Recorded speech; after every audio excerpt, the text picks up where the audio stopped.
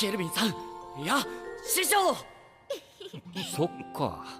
じゃあとりあえず脱げよ。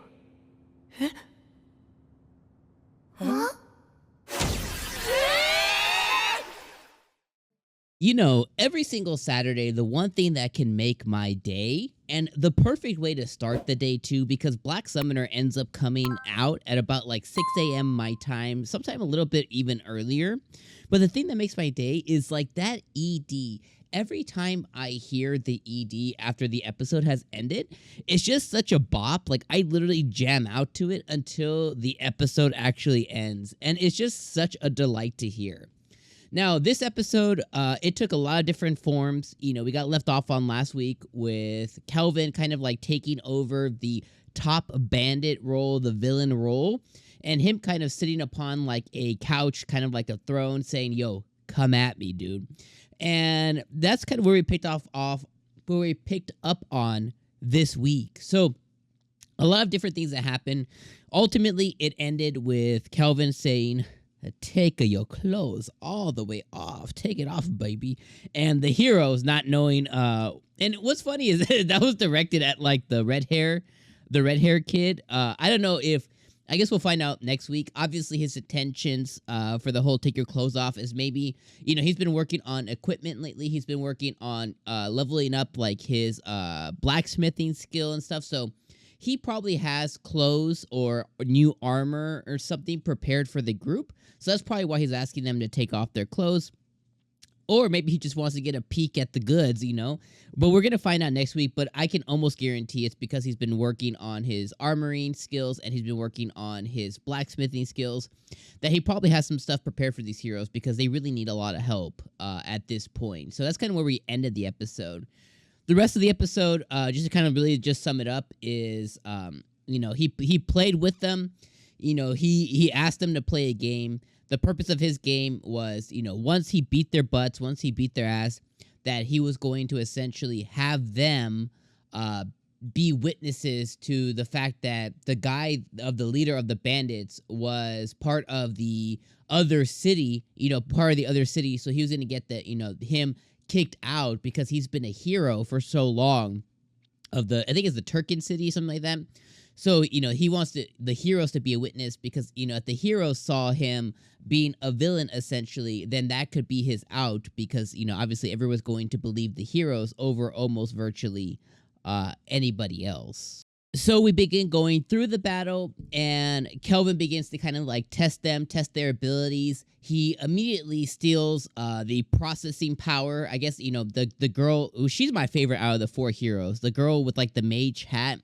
She has a lot of dark abilities. She can summon death ogres, things like that. She has a lot of like, I would call them villainous type of abilities. So I generally liked her the most, but he aims for her first because she has a processing ability that allows her to basically process things twice as fast, which comes into play a little later in the episode. But he goes after her first.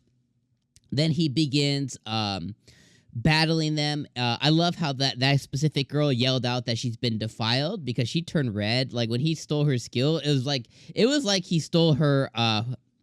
It was like he stole her first time essentially, which I think that's gonna mean that she'll probably have some affinity towards Kelvin as the anime goes on a little bit later. Then he rocks his unarmed combat. He has his rank S combat. He begins making them look like fools.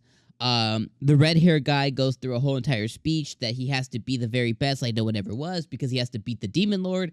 I began laughing my freaking ass off because the demon lord was sitting right in front of him the whole entire time. So I love how he was talking about that at one day he has to get so powerful to defeat the demon lord, and you have Sarah who's just sitting there just like eating apples and stuff, just like watching this fight go down. And I was like, that has to be the funniest shit in the entire world, is for him to be like, I have to beat the demon lord, and she's right there in Kelvin's party. Then we finally got to see the backstory of how these three. I'm sorry. 1, 2, 1, 2, 1, 2, 3, 4. We finally got to see the backstory on how these four were transported to this world. They had a very standard isekai story. Big portal opened up while they were in their classroom. These four got yeeted and deleted and brought over via the church and they landed here. We kind of got to see some of their, some of their backstory here on, how they came to this world and how they've been faring so far. So they were all 4 classmates, so that's why they have, such high friendship with each other. So that was really good to see too. I like how the whole entire time after he had beaten the heroes and they were trying to get each other pumped up, I love how Kelvin just kind of watched them have their speech with each other, and even him's like, yo, are you guys done now? Like, can we get back to it? Because, like, you guys are taking kind of a while here. Basically saying, you guys suck. Then after that, the girl calls her Death Ogre. They finally give him like a real challenge. They both, they all get their unique skills out. After he kind of schooled them a little bit on the things that they need to do better, they went after him, right? And he created a new spell, and he stole the processing. He created a new spell, and then he was able to take them out. And that's kind of where we translate it into later, where he basically allowed them to rest up. He healed them and stuff, and then they saw that he wasn't the actual bandit, that he was actually just an adventurer, and he was just effing with them. So overall, like, this episode, it kind of had everything. It had really good battle scenes. It had the backstory for all 4 of the heroes of this world.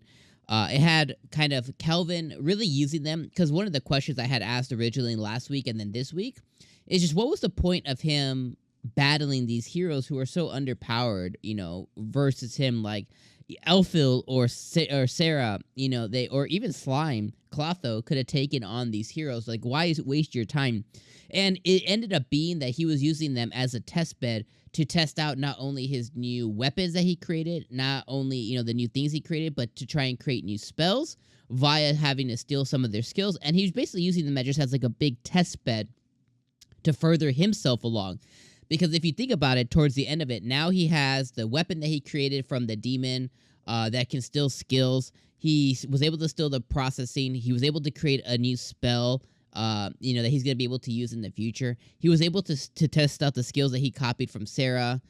He was able to kind of test out how the heroes kind of work, and really determine, are they going to be kind of like a challenge later on? And instead, with the red hair one, I forget what his name is, but when the red hair one basically called him like, I think Chicho called him master or whatever, that basically means that these people are going to look up to him.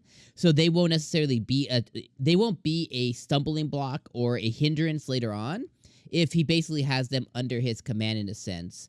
And I think the thing that's going to hit home the most with the heroes is the fact that, he literally during their battle, Kelvin was like, don't try and spew these, fantastically, that's not even a word.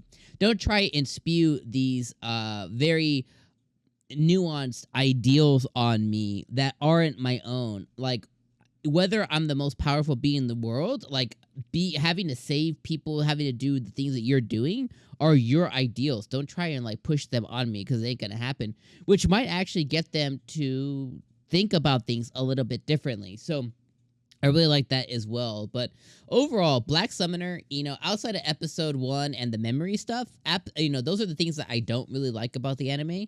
I think episode 1 kind of sucked, and I think all the memory stuff, like, I could do with, like, they could just delete that out of the story. It's really unneeded for the purpose of everything. But, like, because, the reason that they did that was just so you could, insert yourself as Kelvin into this world, which is unnecessary too. I think just tell a good story, But outside of that, I think Black Summoner is such a vibe, and every week I completely dig it, and I'm gonna love learning more now about these heroes. Again, especially the mage girl with the hat. I actually really like her a lot.